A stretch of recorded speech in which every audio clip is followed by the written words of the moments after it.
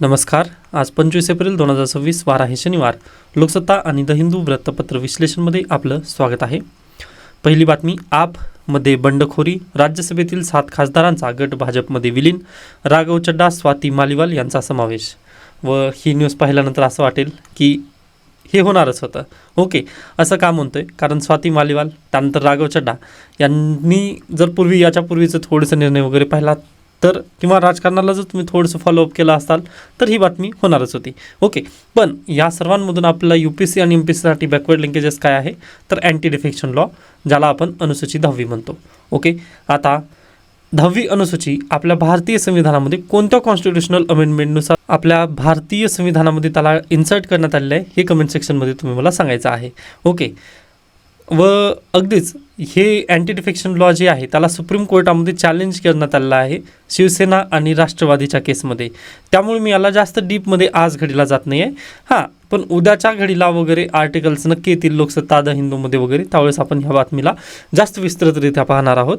पण आज घडीला एवढंच लक्षात असू द्या की अँटी डिफेक्शन लॉ काय आहे किंवा त्याला भारतीय संविधानामध्ये कोणत्या घटनादुरुस्तीनुसार टाकण्यात आलेला आहे, बस एवढंच आपल्यासाठी गरजेचं आहे. व पहा, अँटी डिफेक्शन लॉ किंवा ज्याला अनुसूची 10वी म्हणतो आपण त्यामध्ये देण्यात आलेला आहे. पहा, जर आपल्या संसदेमध्ये किंवा जर विधानसभेमध्ये जर 2/3 मेजॉरिटीने एखादा पक्ष जर विलीन झाला किंवा त्यांनी बाजूला होण्याचा जर निर्णय घेतला तर त्यांच्यावरती अँटी डिफेक्शन लॉ लागू होत नाही. मग ती आम आदमी पक्ष असू द्या किंवा शिवसेना असू द्या किंवा राष्ट्रवादी असू द्या, या सर्वांनी 2/3 मेजॉरिटीनेच पक्षाचं विलिनीकरण किंवा पक्ष दुसऱ्या अँगलने वगैरे जाण्याचा प्रयत्न केला आहे. आता खरं पाहिलात तर हे पण आम आदमी पक्षाची जी केस आहे ती राष्ट्रवादी आणि शिवसेनाचा टाईपच आहे. पण डायरेक्टली पहा, इथे आम आदमी पक्ष जे आहे ना ते स्वतंत्र पार्टी असतं, त्यांनी स्वतःला म्हणजे खरी पार्टी वगैरे म्हटले नाहीत, तर त्यांनी डायरेक्टली BJPमध्ये विलीन केलेले आहेत. ओके, मग आपल्या महाराष्ट्राच्या केसमध्ये कसं आहे पहा की उद्धव ठाकरे यांची शिवसेना खरी की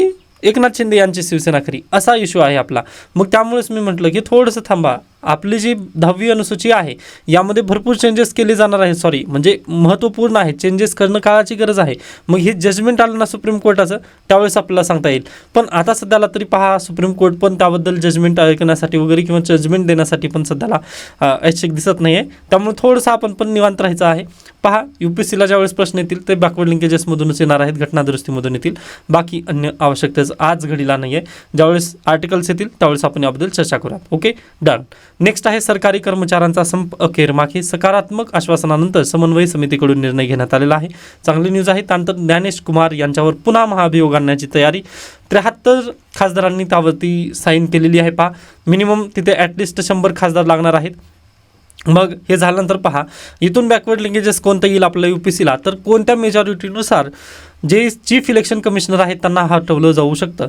तर पहा, लोकसभेमध्ये आणि राज्यसभेमध्ये 2/3 प्रेझेंट अँड व्होटिंग प्लस किती टोटल स्ट्रेंथच्या हाफ. ओके, म्हणजे 50% एवढ्या मेजॉरिटीने त्यांना पदावरून दूर केलं जाऊ शकतं. व मी याच्यापूर्वी पहा, मार्च महिन्यामध्ये पण यांच्या विरोधात महाभियोग आणण्यात आलेला होता. पण त्यावेळेस मी म्हटलं होतं की विरोधकांकडे एवढी शक्ती नाही, त्यामुळे त्याला हाणून पाडलं जाईल. परंतु पहा, हे संसदेमध्ये चर्चेलाच घेतलं गेलं नाही. त्यावेळेस लोकसभेचे अध्यक्ष ओम बिर्ला आणि राज्यसभेचे सभापती CP राधाकृष्णन या दोघांनी एकत्रित चर्चा करून ज्ञानेश कुमार यांच्या विरोधातचा जो महाभियोग आहे ना तो त्यांनी डायरेक्टली फेटाळूनच लावलेला होता. ओके, त्यावरती काही चर्चाच घडून आली नव्हती. मग आता परत विरोधी पक्ष एकत्र आलेले आहेत व त्यांनी 100 ॲटलिस्ट 100 तिथे खासदारांची साईन जर केली तर लोकसभेमध्ये परत पहा ते बिल आणलं जाऊ शकतं, म्हणजे महाभियोगाचा प्रस्ताव येतो. मग त्याच्यावर पहिल्यांदा 50% स्ट्रेंथ आहे का हे चेक केलं जातं. मग त्याच्यानंतर 2/3 प्रेझेंट अँड व्होटिंग हे असणं गरजेचं आहे. त्यावेळेसच इथे त्यांना पदावरून दूर केलं जाऊ शकतं. पहा, नुकतंच 131वं घटनादुरुस्ती विधेयक मांडण्यात आलेलं होतं संसदेमध्ये. त्यालाच आपण नारी शक्ती वंदन विधेयक आणि कोणतं डिलिमिटेशन याबद्दलचे जे 2 विधेयक होते ते मांडण्यात आले होते. परंतु 2/3 मेजॉरिटी तिथे लागते, त्यामुळे सत्ताधारी पक्ष जे आहेत ना त्यांना माघार घ्यावी लागलेली होती. बरोबर आहे. मग आता इथं विरोधकांकडे तर तेवढी शक्ती पण नाही आहे. ओके, पण त्या कारणानिमित्त पहा, हे बिल पारित तर होणारच नाही किंवा महाभियोग हा खटला पारित नाही होऊ शकणार. हां, फक्त टोटल स्ट्रेंथच्या 50% म्हणजे हे पण गाठण्यासाठी खूप म्हणजे हे करावं लागेल त्यांना. पण ठीक आहे, कदाचित हे गाठले, परंतु हे 2/3 तर होऊ शकणार नाही. त्यामुळे पहा, हे बिल पारित तर नाहीच होणार, महाभियोग ते हटवलं जाणार नाही.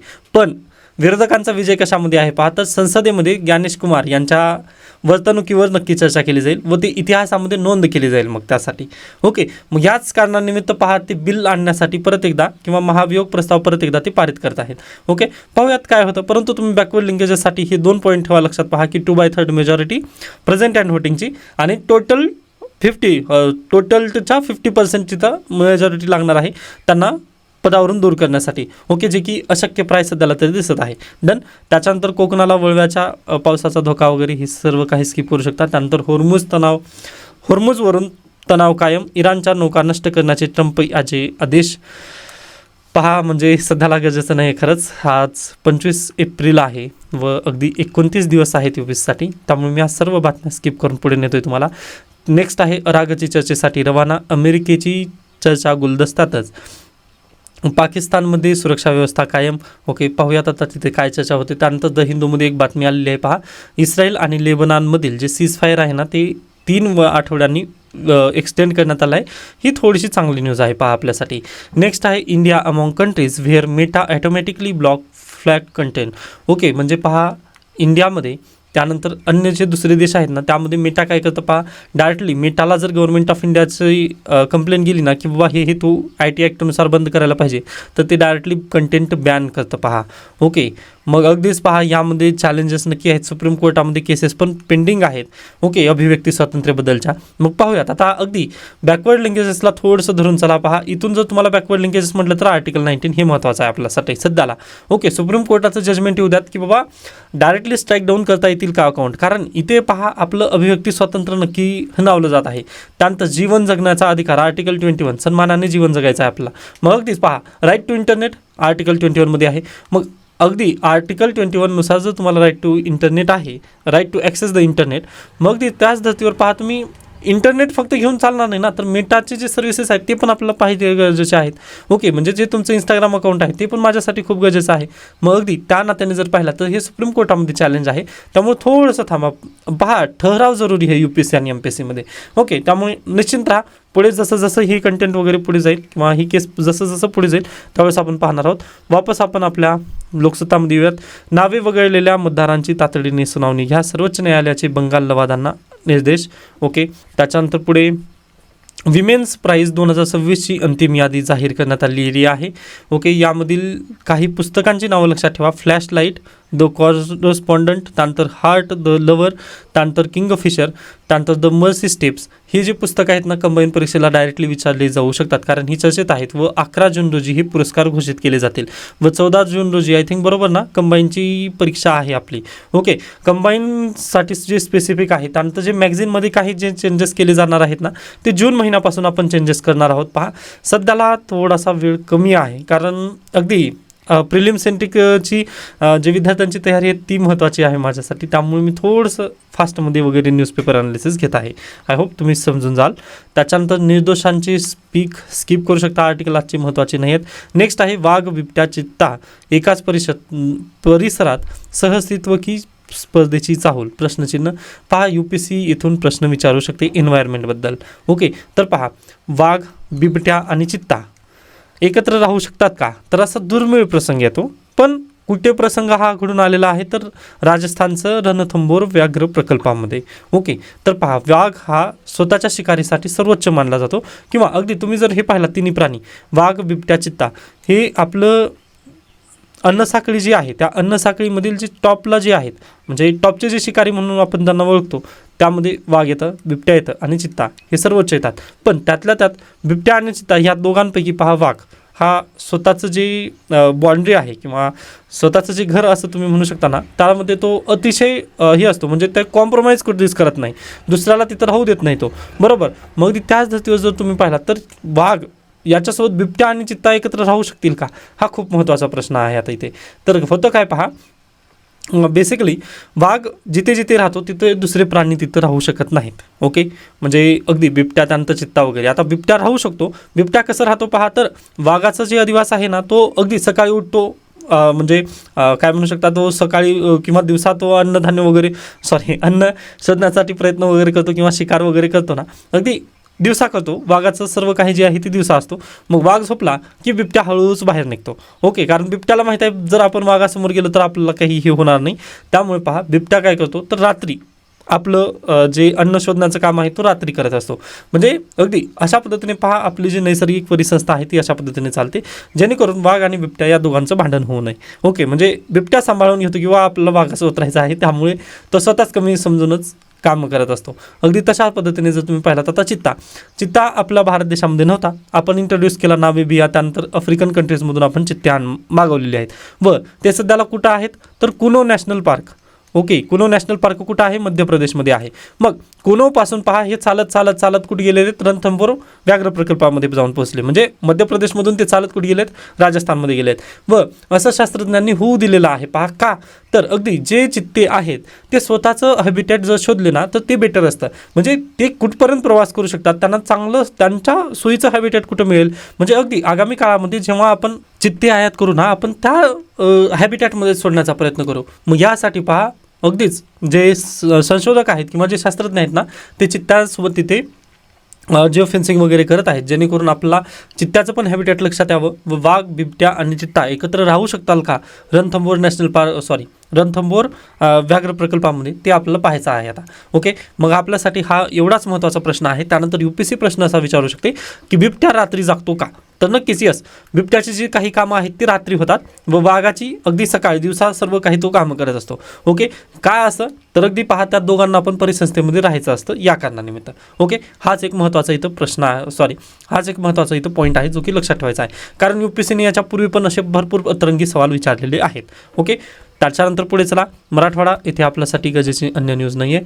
नेक्स्ट आहे रिझर्व्ह बँकेकडून PTM पेमेंट्स बँकेचा परवाना रद्द करण्यात आलेला आहे व ते लवकरच हायकोर्टामध्ये जाणार आहेत. की जे ठेवी ठेवण्यात आलेल्या होत्या, म्हणजे याच्या पूर्वी पहा ज्यांनी बँक अकाउंट तिथं काढलेलं होतं त्यांच्या अकाउंटचं आता करायचं काय याबद्दल तो प्रश्नचिन्ह घेऊन ते हायकोर्टात जातील. ओके, एवढंच आपल्यासाठी गरजेचं. मग कंबाईन परीक्षेला असा प्रश्न विचारला जाऊ शकतो की नुकतंच कोणत्या बँकेचा परवाना रद्द करण्यात आलेला आहे? तर PTM payment bank. Okay, PTM payment बँकचा परवाना रद्द करण्यात आलेला आहे. ओके, हा पॉईंट तुम्ही लक्षात ठेवा. नेक्स्ट पहा, आज चतुरंग मिनी मॅगझिन आलेला आहे. यामध्ये पहा एक आर्टिकल तुम्हाला लक्षात ठेवायचं आहे, आमची ओळख कोण ठरवणार. हा आर्टिकल तुम्ही वाचून घ्यायचा आहे. याचं एक्सप्लेनेशन आपण मागच्या महिन्यामध्येच केलेला आहे. ओके, LGBTQ कम्युनिटीचा एक व्हिडिओ तुम्हाला दिसेल थंबनेलवरती, ते जर तुम्ही पाहून घेतलात तर मोर दॅन सफिशियंट आहे. किंवा हा आर्टिकल तुम्ही वाचून घ्या. आणखीन एक आहे आर्टिकल तुम्हाला होमवर्क मी देत आहे पहा. तर डॉक्टर तारा भवाळकर मॅडमचं एक आर्टिकल आलेलं आहे, केस डोईचे उलटी फिरवी. ओके, हा आर्टिकल वुमन एम्पॉवरमेंटसाठी खूप महत्त्वाचा आहे. GS1 Indian society. त्यानंतर निबंधामध्ये दरवर्षी आपला वुमन एम्पॉवरमेंट येतं. मग तुम्हाला दरवेळेस दरवेळेस चतुरंग जर आलं ना तर त्यामध्ये डॉक्टर तारा भवाळकर मॅडमचा लेख वाचायचा म्हणजे वाचायचाच आहे. ओके, तर हे तुम्हाला होमवर्क असेल. याची जी PDF आहे ती आपल्या टेलिग्राम चॅनलवरती तुम्हाला मिळून जाईल. डन. त्याच्यानंतर पहा द हिंदूचं पण 1-2 महत्त्वाच्या बातम्या आहेत, बाकी आपण थांबणार आहोत. व हे मिनिट द्या, इथे आहे का बातमी? नाही, हां, ही पहा, Karnataka cabinet approves sub classification for SC quota. Okay, कोणत्या कॅबिनेटनं अप्रूव्ह केलेलं आहे किंवा पहिल्यांदा कुण्या राज्यामध्ये झालेलं आहे असं जर विचारण्यात आलं तर कर्नाटकामध्ये. व महाराष्ट्रामध्ये पण त्याबद्दल चर्चा चालू आहे. पण प्रॉब्लेम असा आहे पहा की जी बादल समिती बसवण्यात आली होती त्याची रेकमेंडेशन आपल्या समोर नाही आहेत. त्यामुळे पहा आपण त्यांना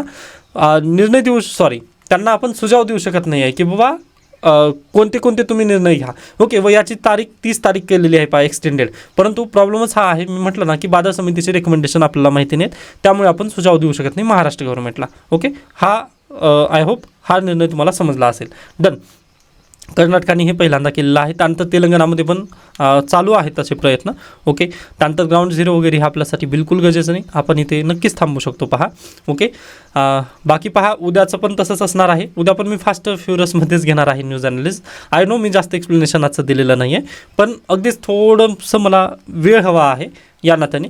बाकी पहा अगदी जर अतिशय महत्त्वाची बातमी असेल ना तर मी त्याचं एक्सप्लेनेशन घेईन, किंवा तुम्हाला जर काही सजेशन किंवा शंका जर असेल ना तर नक्की विचारा. आपण त्याबद्दल लवकरात लवकर सॉल्व्ह करण्याचा नक्की प्रयत्न करेन. इथे थांबूयात. धन्यवाद.